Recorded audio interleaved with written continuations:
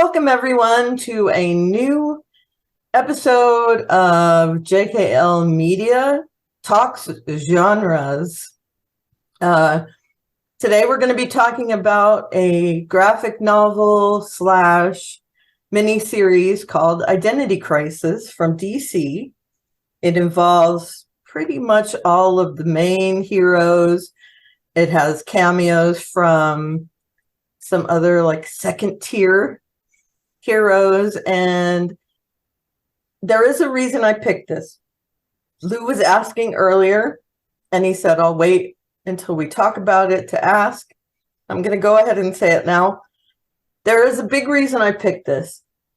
There are goalposts in the comic book arena. One of them would be like Crisis on Infinite Earths. It essentially rebooted DC and the DC heroes. And it kind of set into motion the multiverse theories and all that stuff, made possible like Flash going to a time where, Batman was actually Bruce's father and all that, Flashpoint. So in this case, Identity Crisis was literally an identity crisis of the DC superheroes. It went on to spawn things like Infinite Crisis, which was another goalpost type setting. It started the 52 era, which was one comic a week for 52 weeks, which was why it was called 52. Fairly iconic. It also almost rebooted the JLA to what the core members were. It started integrating some of the members of like Legion and the Titans. They became more of a tighter group instead of being all offshoots of each other. And it started this whole renaissance of we're all in this together, and we've gone through a lot of really traumatic stuff, and now we are set on this path to make sure that things are set right before the bad things happen. This was, when it came out, a big deal.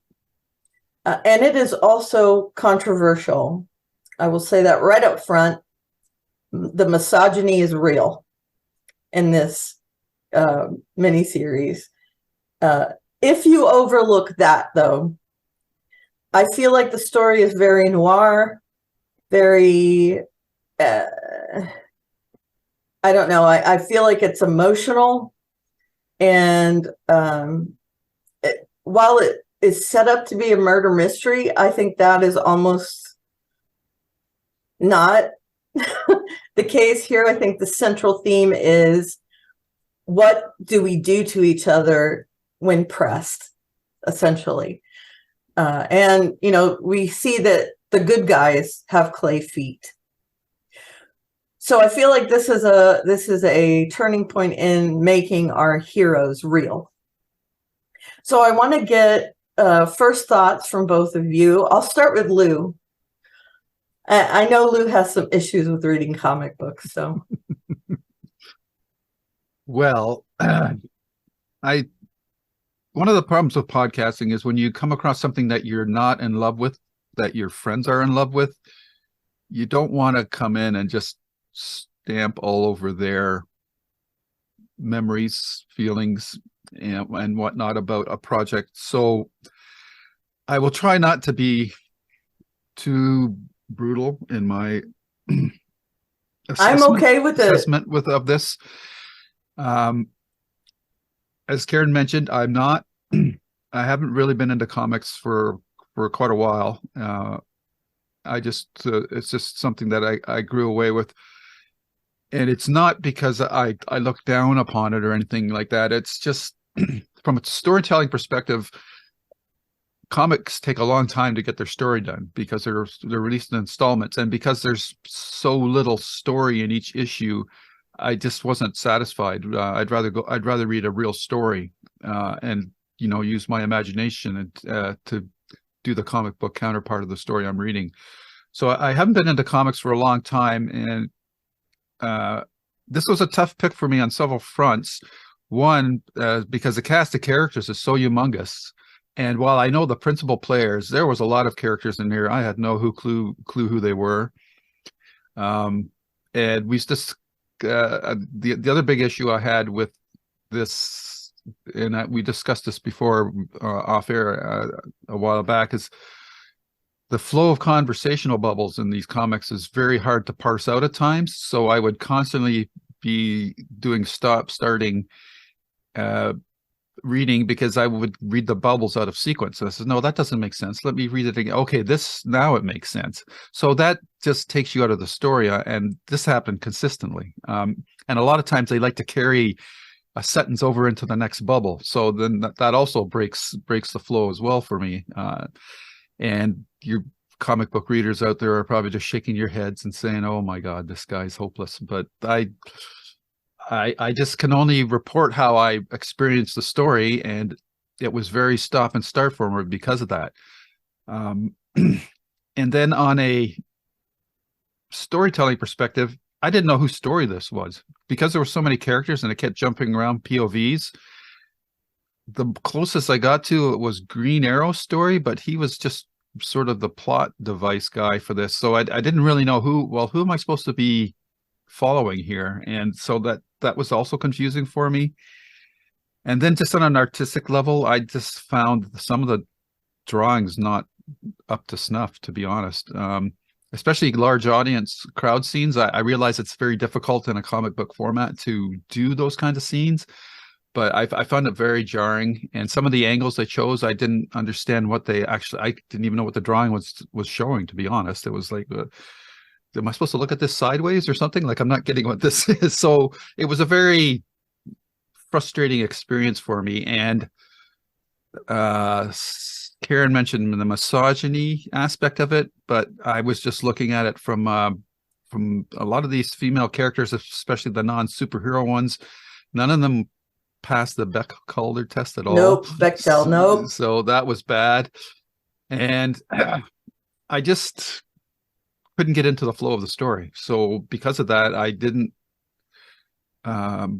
enjoy it that much. And I'm curious to hear what parts of the story were controversial, because was it the women thing, or was it the memory thing? Or... Yeah, there's a thing in storytelling, but it started in the comics calling fridging. Yes. As in, putting someone in a refrigerator. Yeah. And I think a lot of this comic is guilty of that. Sue Dibney, who was the victim in this case, she was used as literally a plot device, just something that caused all the strife and started off this whole thing. And I think, honestly, the main character is the JLA in general, because this did start an offshoot of titles. And if you know that ahead of time, which I didn't tell you, that it kind of splintered the JLA and then solidified them again, that's kind of where they were heading with this. Mm-hmm. So anyway. Well, that's one of the problems with comic books, I find, is that the stories tend to really lean heavily on the fact that you know and love these characters, so that you're going into the story already engaged on a certain level. But if you're somebody that's coming into it that hasn't been with it for a while, or have stepped back, those connections aren't there. So you have that fundamental hurdle right off the bat. So right.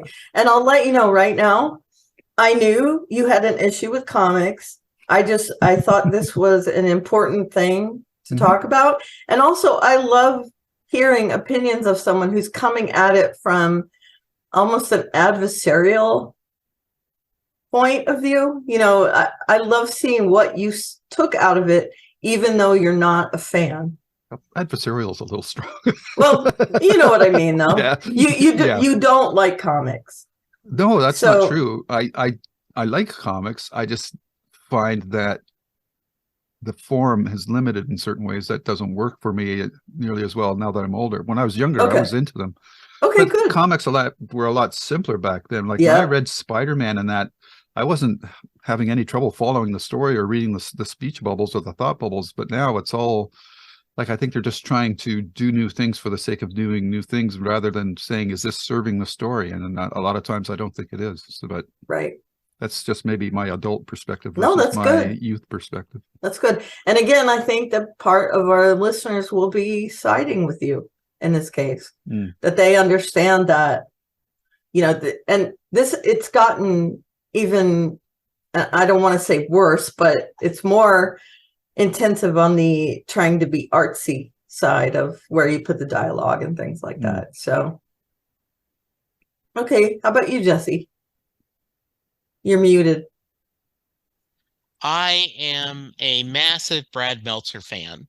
I found him because Kevin Smith was writing Green Arrow back in the day. And when Kevin Smith was going to leave, they announced that this writer, Brad Meltzer, was going to be taking over the book. I had never heard of him. So I ended up going and looking at some of his novels. The 10th Justice was his first novel, and he names the Supreme Court justices after characters in Watchmen. That's how big of a geek he is. And I have been lucky enough to meet Brad multiple times at book signings, and he always remembers me, and we always have a good time. And so I adore the man, and I recommend his I Am books to anyone who wants to see real heroes. So I went into this book, I'm biased because I like his writing. I also am a 60-year-old white guy. I will be 64 in June. So I can only see things from my eyes. And so I don't see often things till people mention it to me. I see this as a murder mystery. I see this as, okay, a spouse died. The JLA reacts to it. We find out this secret that was huge. I'm very disturbed by the scene where, not to get into details, where they go, you hear what you want to hear, and they do a close-up on Superman, and the idea that Superman would to put a deaf ear to what the league has done because of this. I love the idea of how far will you go to protect your loved ones? What is a secret identity for? And that storyline. And then the person we find out who is the villain is not who you expect. So love the story. I totally agree with Lou, but I like the art, and I like that the different styles. This is not a, 6-panel and everything is normal. They have a lot of fun with it. Then when you come back, you can't unsee things. So then when someone who has a different set of eyes says, okay, so the villain is a female, and the victim is a female, ends up dying a horrible way. The victim is the villain is a female doing it just to get her man back. Then you go, oh crap, this is horrible. Right? And those are essentially the only real female characters in this book. Right. Except Santana, Zatanna, yeah. Yeah. Again, And I'm a huge Santana fan, so me I was glad to too. see her. Yeah. Yeah, big Yes. time. So then when I reread this, I still can enjoy the story. I also read this time with, like, Lou has no idea who this is. Lou Yep. is going to be confused as hell. Why is Hal Jordan not Green Lantern and is the Spectre, because at this point in the time he was, and all the different, and like Tim Drake, was Tim Drake a Robin? Wait a minute, I thought, No, you know, those I knew. I didn't know that okay, Hal Jordan had become the Spectre, though. I think I might have heard that, but because okay, I knew who the current Flash and Green okay, Jordan. I know that there's been like 5 Flashes and yeah, 5 Green Lanterns, and that throw the primary characters didn't throw me off. It was a lot of the secondary characters. And there's mhm, one panel where one character, I swear, he's wearing a Punisher uniform. I'm going, this is DC. This isn't Marvel. Like, why has this guy got a skull? Deathstroke, you mean? Is that what that is? He looked like the Yeah. Punisher. Like, I going, is this a Easter egg, or mhm, why isn't Marvel raising a flag and saying, "Hey, you're stealing one of our characters"? So yeah, yeah, stuff like that was throwing me off. But mhm, no, most of the main characters I knew. It was the secondary characters and down. I was lost on a lot of them. I had no yeah, And I idea who they honestly were. don't think that impinges on the story. If you just kind of wave them away, yeah, the story is still there, mhm, because it does have to do with the main characters. We did get, a bunch of other people I mean, a lot of other people in this. But again, our main and Black Canary, let's not leave out Wonder Woman and Black Canary, but they were literally standing around. I mean, essentially that was their whole thing. yeah, And it hurt me that Wonder Woman didn't have a bigger part in this, because she, like Superman, has a conscience, and what's right is right and what's wrong is wrong. mhm, She's not quite the Boy Scout that Superman is. yeah, The part that is really the thing that you take away is that Sadana and the other characters that were left after Batman and Superman walked out, when they mind wiped Dr. Light, that whole storyline is the thing. It's the thing that splinters everything. They violated Batman. I mean, how interesting is that to think about, that Batman knows there's something missing. There's something he doesn't have again, and his whole thing is being a detective and, narrowing down things, getting to the heart of it. And he's frustrated that there's this missing part. And the fact that Superman turned his back on it, that's out of character for him as well. So I think he felt like it was something that needed to be done, but he didn't want to be there for it.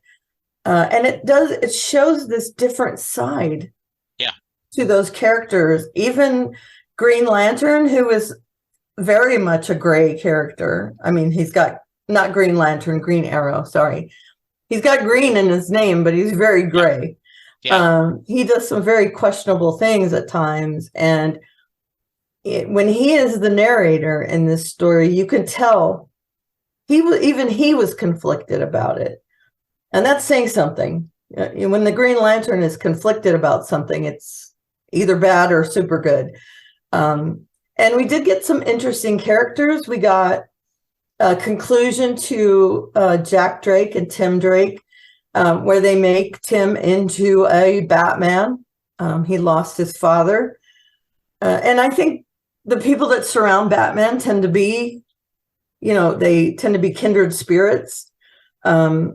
And so Batman comforting him I felt it was very emotional. He knows where he's coming from. We got some interesting villains. We got Deathstroke. We got Calculator. We got a lot. And Dr. Light, who is like one of the worst.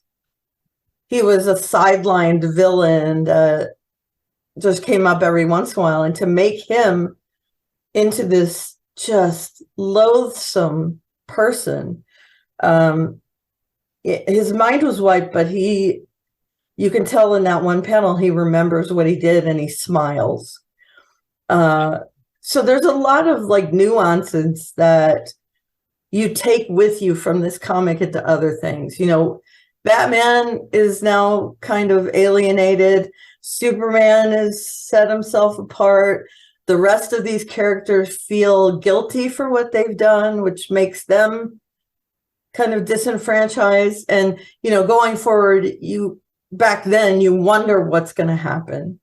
And again, I completely understand that there are, one of the things I said as a caveat, there are characters that you're not going to know in this book. You're not going to be familiar with. Just ignore them. And that is not a good sign usually, that you can just ignore characters. I did think that the more important parts of the story were actually important.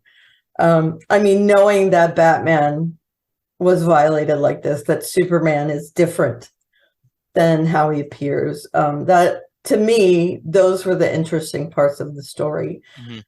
And then, this came out in what, 8 issues or 6 issues. I didn't read it all at once. It was, I read it in 6 issues, and getting to that final episode issue where Jean Loring turned out to be this horrible, I mean, you learn that there are flaws with her, but then you don't expect her to be this crazy person. Right. And that was mind-blowing at the time, that you had no idea who it was, that there was this huge twist. And reading it now, of course, it's not a huge twist for me. I know who it is right at the beginning.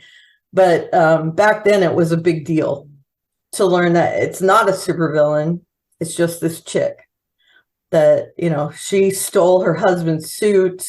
Okay. What do you need? What do you want to? Sure. Jean Loring character, she was established in previous comics? Yes. So does her arc in this comic series make sense to you? Based on what you know of the character? She wasn't a big character. She was just the wife of the Atom, essentially. Okay.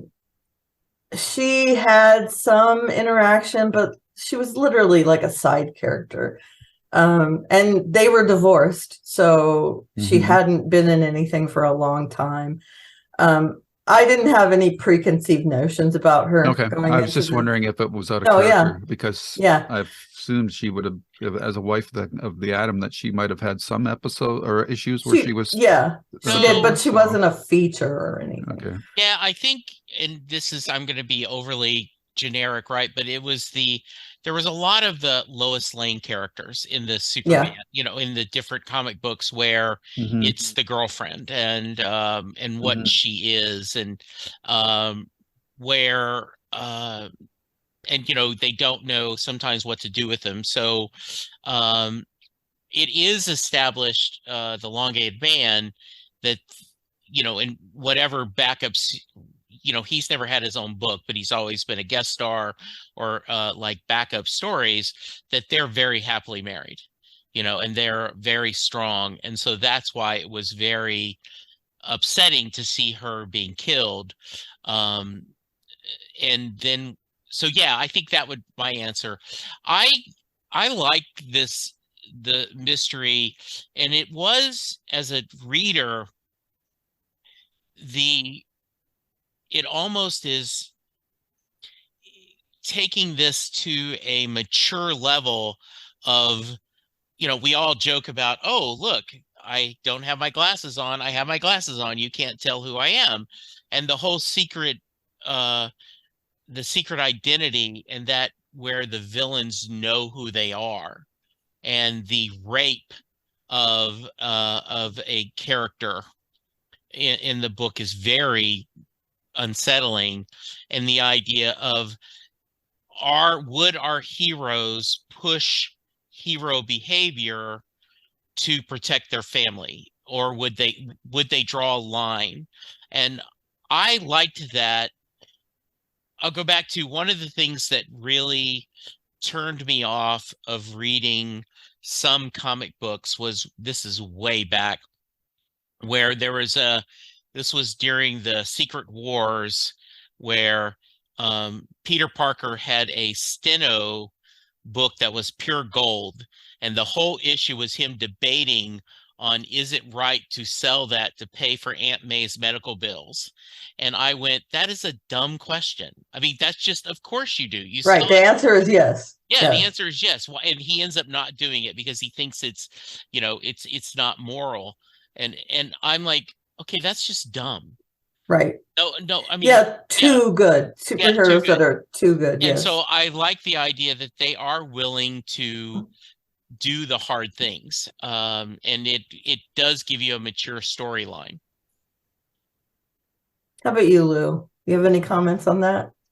And I will tell you right up front, Sue Dibney was a big part of the Elongated Man. Yeah. She no pun intended. Right. Yeah, exactly. She Sorry. no, that's okay. She was a big part in his, and again, like you said, he didn't really have his own comic, but where he was, Sue Dibney was there too. She Yeah. was a big part of his life. And if I had any connections to her as a character, then that, her death obviously would have meant something to me, but I didn't have that connection. So it was just like, okay, so this superhero that seems like a grade B version of Plastic Man or Elastic Man or Mr. Fantastic, I'm supposed to care about this character. Yeah. So I get that the structure or the at least my understanding of the story was what you were mentioning about.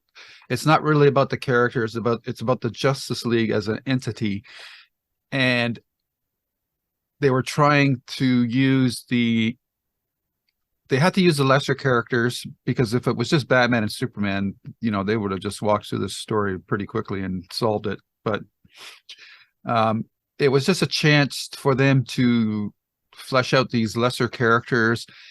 And one of the big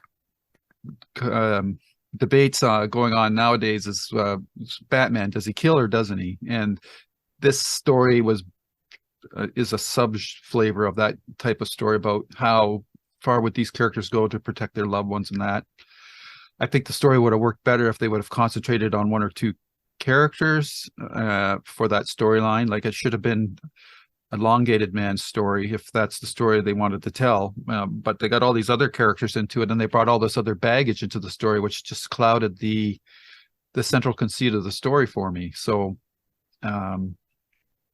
and it's hard to get emotionally attached to a concept or an organization as opposed to a character. So I was never really emotionally engaged in the story from any perspective.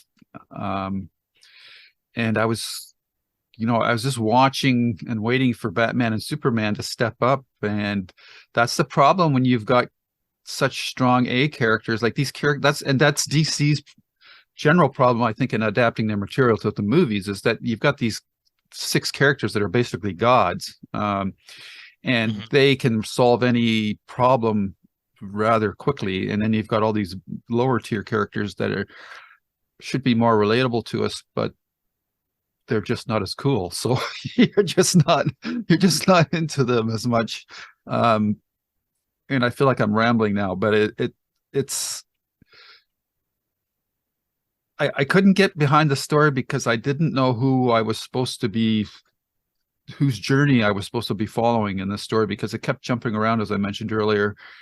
And there were certain sequences where I was just like shaking my head, like the Superman Ma Kent scenes just seemed really like what the hell are they doing to Superman? He's looking like a real dweeb in these scenes. Like, I get the fact that he's respectful of his parents and that, but they carried it to like the nth degree. I thought it was just a little too much.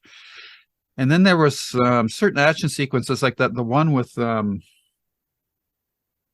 Bullseye, when he puts down all these characters.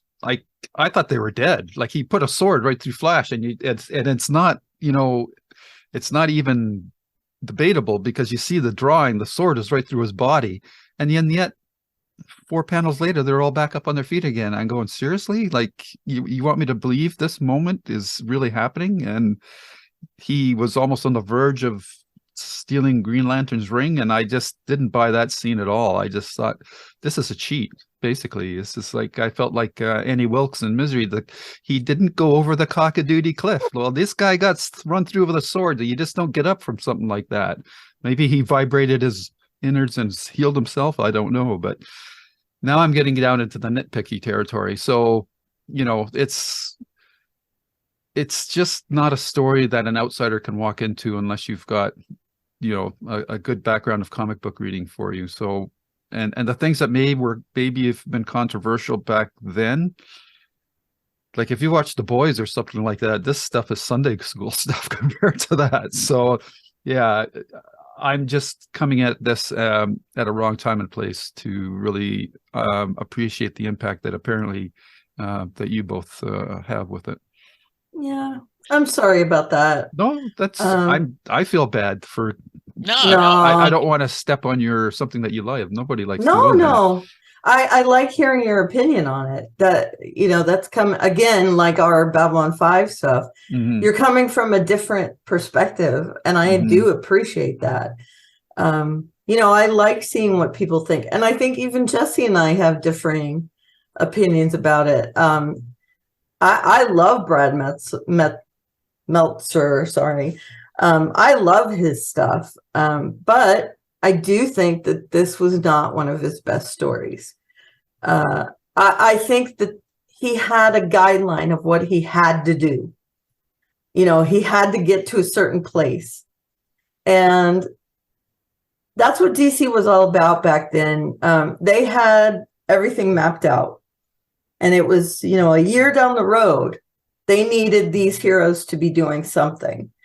So they needed to set up why they would be splintered. I mean, in 52, and this isn't a spoiler or anything, Wonder Woman kills someone, like right away, just snaps his neck in front of a bunch of other people, Maxwell Lord. After Maxwell Lord has killed a bunch of people, I mean, he's a bad guy, but that's out of character for Wonder Woman. But, you know, it goes back to like stories like this that started that kind of gray morality.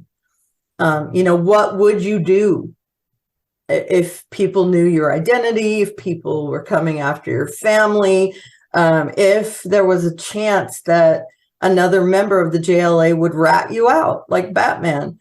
You know, that I think that's where the nuances come in. And I do agree with you. It's probably unfair of me to pick this because you're coming into it from, I don't know any of these people, so I can't care about them. And I 100% understand that. This is you coming in to the middle of something. I kind of wanted to see if the JLA component would be interesting to you. And it sounds like there was some stuff, but maybe not.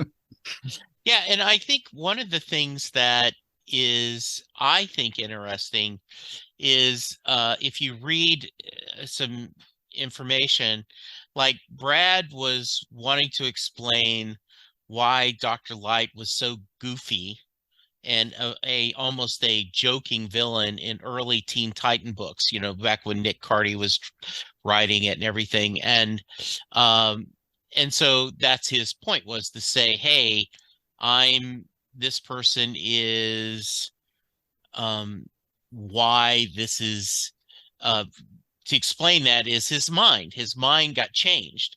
But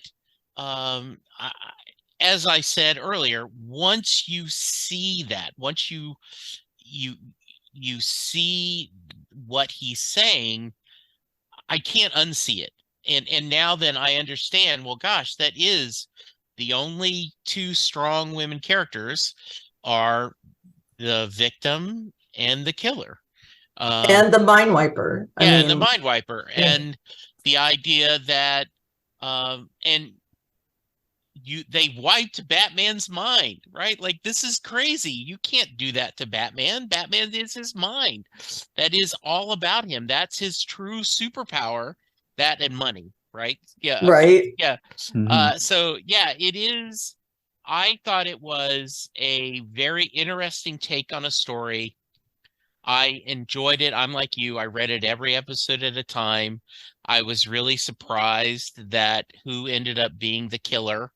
I did remember that scene where you see the little bitty Feet. footprints and you're Hmm. going, oh shit, is it the Atom? And then when you find out it's his ex-wife, it's a big reveal. Um, and I think they were just talking about, was it Alfred Hitchcock who talked about the icebox moment, where he says that you go to the cinema, you watch a film, you enjoy it, and then you get up in the middle of the night to the icebox to get a glass of water or a piece of pie, and you go, hey, wait a minute, that scene didn't work, right? So Right. so I think this is, I think absolutely is, with you coming in from a fresh eyes like Lou is, you go, well, these things don't work. Similar to like Babylon 5, there's episodes where we talk about where, because I know the whole story, you both will go, well, I don't know if this really works. And I think it's not fair.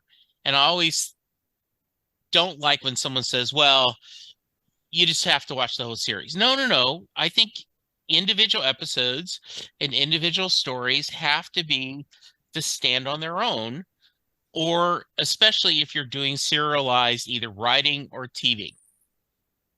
Right. Yeah, I don't think that's a black and white issue. It depends on the format. Comic books have a big problem with that because it is serialized, but it's also interconnected, so that you've got like this metaverse thing going on at the same time. Whereas in, like in Farscape or Babylon 5 or any sort of Fringe or any serialized show that you watch, there's an implicit understanding that I have to have been keeping up to date with the series going into this episode so that I will get the full value of this story. And that's fine as long as you know that going in ahead of time. But if somebody picked up this comic book and hadn't read a comic book before, yeah, you're going to be lost. And I mean, I've read comic books and I've seen all the movies, so I'm still fairly familiar with all the characters, but I still had a hard time following what was going on, not just because of the characters, but as I mentioned, the formatting of the story, of the panels and the balloons and that.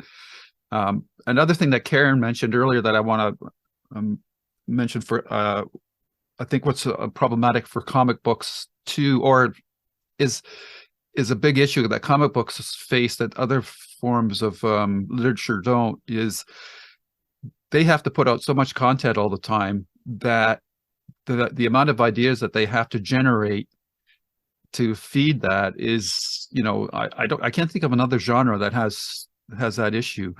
And it's a blessing and a curse because you can do all different types of stories and what ifs and alternate universes and multiverses and secret wars. But at the same time, you often, and I think this has gotten more true once they got past the golden age of comics, is you have to come up with more and more outlandish comic book stories to keep feeding the pipeline. And I think we all know that comic books have made storylines that people didn't like.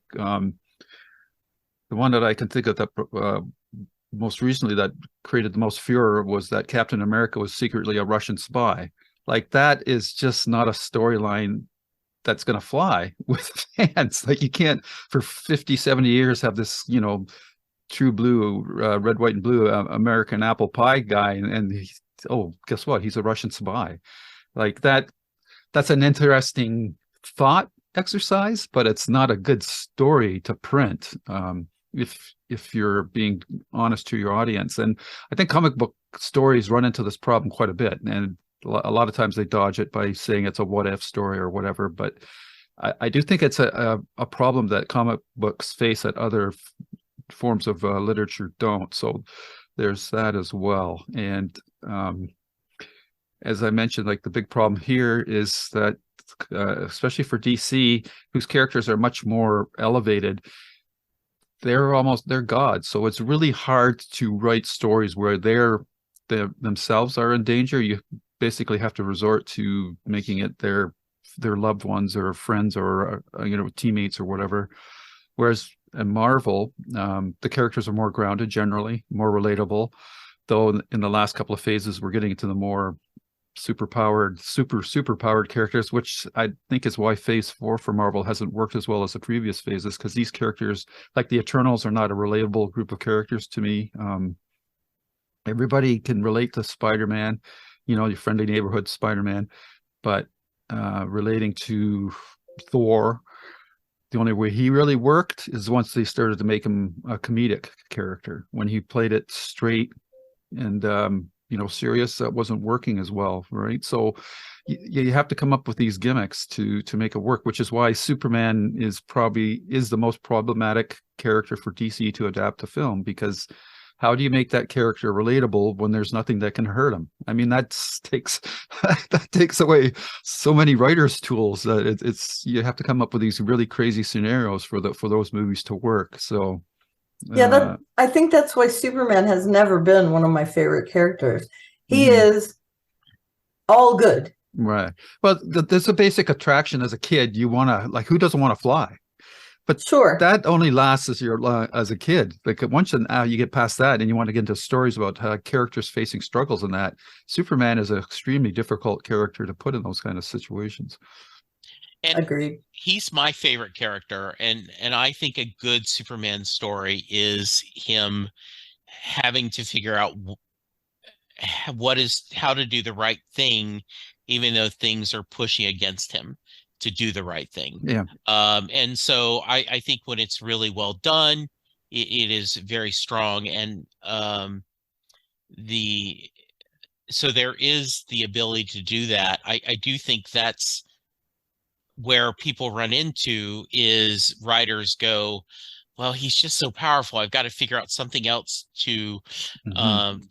for him to fight against. And I think you can do this mentally and with his morals, I think makes for an interesting story. One of the cliches, and it's not a cliche, but it is a statement. Every comic book is someone's first comic book. I say that all the time when people complain about Bruce Springsteen, take a drink, is why is he doing Dancing in the Dark? We do not need to hear him do Dancing in the Dark again.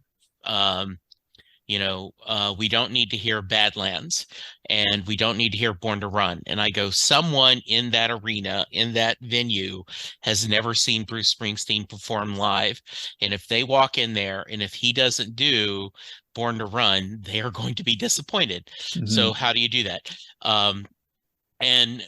My buddy Tom always talks about that, where he makes a point in the dialogue where he will say, well, Karen, and well, Lou, and he also says, and you never can say, well, Karen, as you know, because then there's no reason to say that, right? I do think there is it turns out to be a very controversial choice. If you read the critics, a lot of people think this is one of the worst comic book stories of all times. That for all the reasons that we are discussing, that the characters don't make sense, the JLA infighting, the use of the two women characters, this everything. I think it's an interesting story, and as I keep saying, I can't unsee stuff now, but I can go back to, I'm going to forgive this part of it just to enjoy the story that they're telling. And I think it's what do you get the man who has everything, right? Which is a famous story that Alan Moore wrote. One of my favorite Superman stories all the time. It would not be a good episode. We would not have a good episode discussing this. We would go, yep, that's a great story. Yep, it's a good story. Yeah, it's a good story. Okay, let's move on. Yeah, and I feel like one of the things that made me pull this out is we're coming from 3 different perspectives. I'm a female. I see things from my perspective. And it hurt. I mean, to me, it was a great miniseries because of where it fell in time. But I was very frustrated not to see Wonder Woman kicking ass, to see Zatanna being used, to see the victim, she's killed right off the bat as a female. And then when it turned out to not be the Atom, it blew my mind at the end that it was Jean Loring. But, looking back at it, just after I read it, I was like, I'm so mad. Why weren't there more powerful women in this story? And I think you can see, talking about Brad Meltzer, I think you can see what parts of it were his thoughts and what parts of it were DC telling him you have to write this in. I really do think that. And I think it would have been a stronger story if he could have just written a 6-issue miniseries about these characters. Because I think he would have treated it differently. He wouldn't have had to look down the road. So coming at it, and again, the third perspective is just coming in fresh. I didn't see what happened afterwards.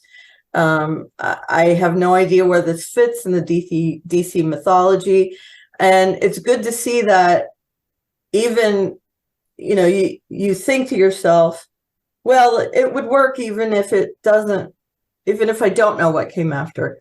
And it doesn't, apparently. It doesn't stand up. And there's a part of me that's very sentimental about this story. I read it when it was coming out. When you read it in the 6 installments, it feels like it's building to something. And, now it's kind of here it all is. I'm going to just set it on the table and let you read it. And I just think it's interesting to have these 3 perspectives. Yeah, I agree. And the Brad's latest novel, The Escape Artist, does have a very strong female lead. And so I know he's able to do this.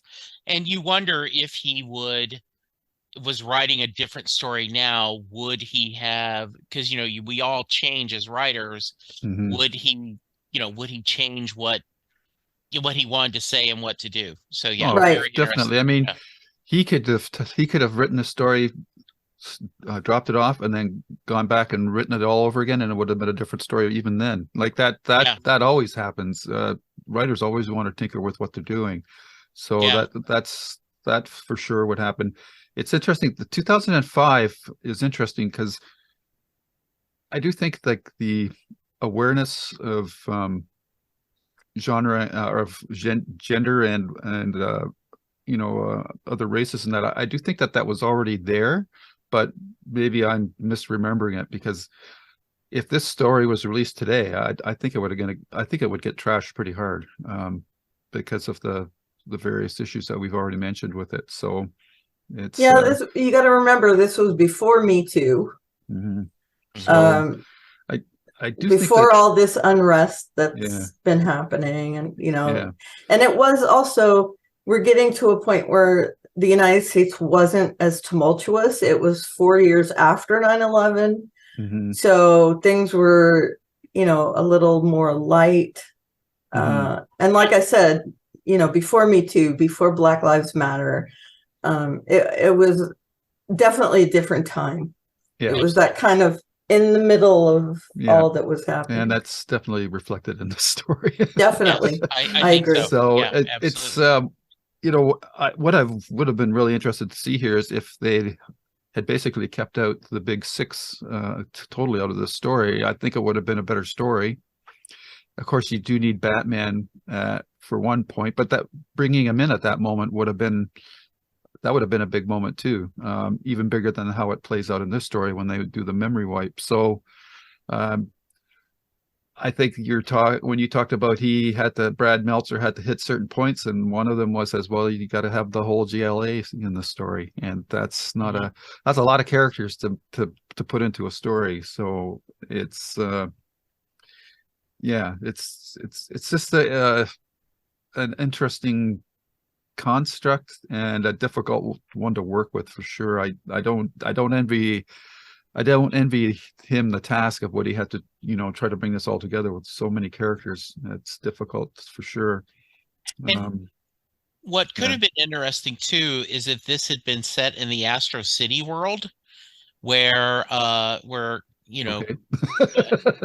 I don't know if if you've read any of the Astro City, Lou. No, no. All right, so Kurt Busiek basically created a world where it is a different take on superheroes. He uses tropes but tell the stories. Like the very first story, the Samaritan, which is their superhero, um, the whole issue is him going and doing deeds, and he counts 7 seconds, 8 seconds, 12 seconds, and you don't know why. And at the end of the issue, spoilers for something over 20 years old, he says 3 minutes and 37 seconds today. That's pretty good. And when he goes to sleep, he dreams about flying because he never gets to fly just to enjoy, because he's always going to help something. So it's a very different take. So they have done different takes on it. So if you had these tropes where it wasn't Superman, it wasn't Batman, but these kind of tropes, it'd be an interesting take on, how far do you go to protect your identity and protect those you love?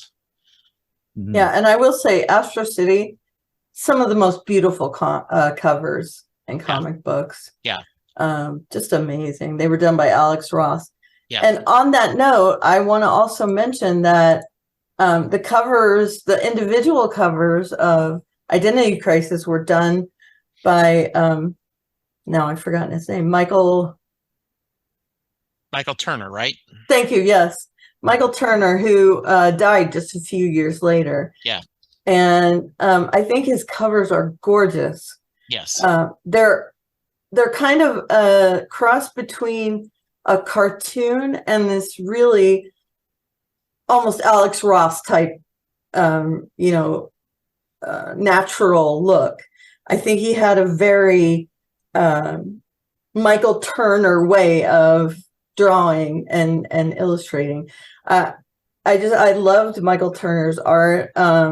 The inside of the comic, I can see there were parts of it that you didn't like. I like Rag Morales's art, who does the stuff on the inside. But I can see where it's not everyone's cup of tea. Yeah. I do think that the covers were, if you like comics, they're beautiful. So yeah, I mean, as far as the artwork goes and the penciling goes, and also one of the things I'll point out to you, Lou, is I'm coming from my first comic book as an adult was Sandman, which is 100 times more confusing when you're reading it than this. Every character has their own font. So it doesn't matter where it goes on the page, you know who's talking. But to someone coming in fresh, how do you know who's talking? Exactly. So this was an easy read for me because I was conditioned already. Like 20 years before this is when Sandman came out. So again, it's another perspective of, I love the confusion of, not knowing where it goes. And I think that's part of the story is kind of, and it might just be me being weird about it, but I feel like the way that he writes where everything goes is kind of the point of it. But coming from I want to read it and I'm not used to reading this sort of thing, it's frustrating. So I don't know. Does that make sense at all? Mm-hmm. Am I made? Okay. Yep. Okay. Yep.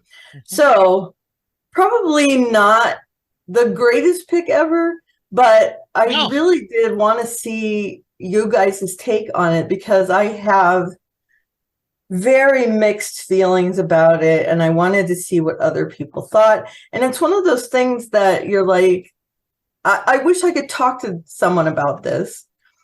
And this was my way of kind of, hey, let's talk about something that I would love to, you watch a show and you're thinking, who can I talk to about this?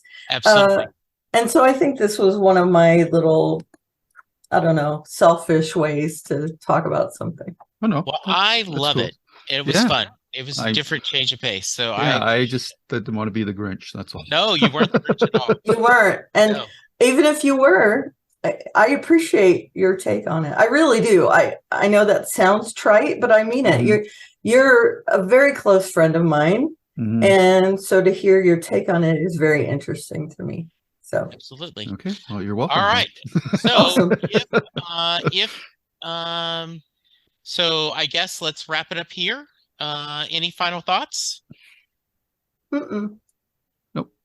Nope. We're all good. Okay, good. All right. Karen, if someone wants to reach you, how can they?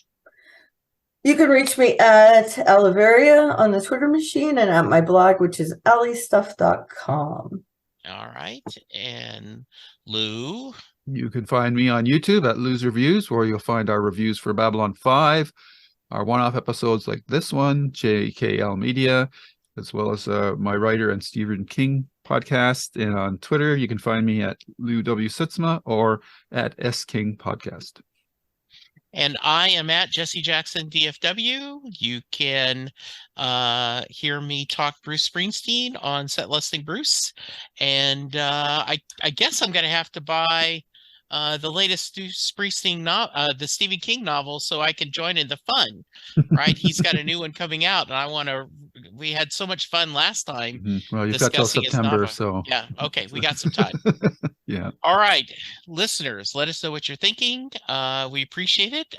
We will be back with another one-off. So for now, stay safe, be kind. We'll talk to you soon. Goodbye.